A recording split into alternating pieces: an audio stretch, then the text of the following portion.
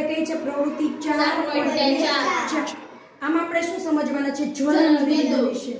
જ્વલન બિંદુ એટલે શું છે કે જે સમયે પદાર્થ સળગવાનું ચાલુ કરે ત્યારે એનું જ્વલન બિંદુ કહેવાય જેમ કે આપણે જ્વલનશીલ પદાર્થ હોય હવે અત્યારે એક ઉદાહરણ તરીકે હું આ લોખંડ છે આને અહીંયા સળગાવું અને આ કાગળને સળગાવું તો પહેલા કોણ સળગી જશે કાગળ એનું જ્વલન બિંદુ કેવું છે નીચું છે તો એવી જ રીતે આપણા પેટ્રોલ છે આલ્કોહોલ વાળા કોઈ પણ પદાર્થ છે એનું જ્વલન બિંદુ કેવું હોય છે નીચું છે હવે આ બે મેં પેપર કપ લીધા છે એકમાં પાણી ભર્યું છે એકમાં પાણી ભર્યું નથી હવે આપણે અહીંયા આની ઉપર રાખીએ હવે આપણે જોઈએ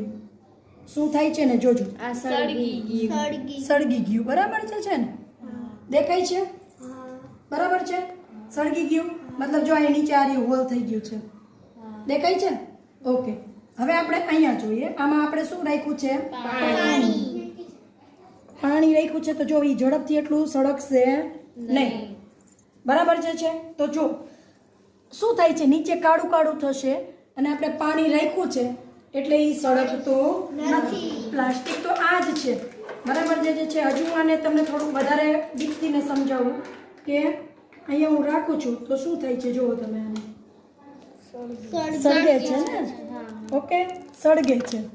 પણ આ પેપર કપ જ છે પણ એ સળગતો નથી શું કામ તો કે પાણી એને સ્પર્શ થાય છે એટલે કે એનું જે જ્વલન બિંદુ જે છે એ શું થઈ ગયું કે જે આનું જ્વલન બિંદુ હતું એનાથી શું થઈ ગયું ઊંચું થઈ ગયું બરાબર છે એટલે એ સળગતો નથી ખ્યાલ આવે છે સમજાય છે વાતને સમજાઈ ગયો પ્રયોગ ઓકે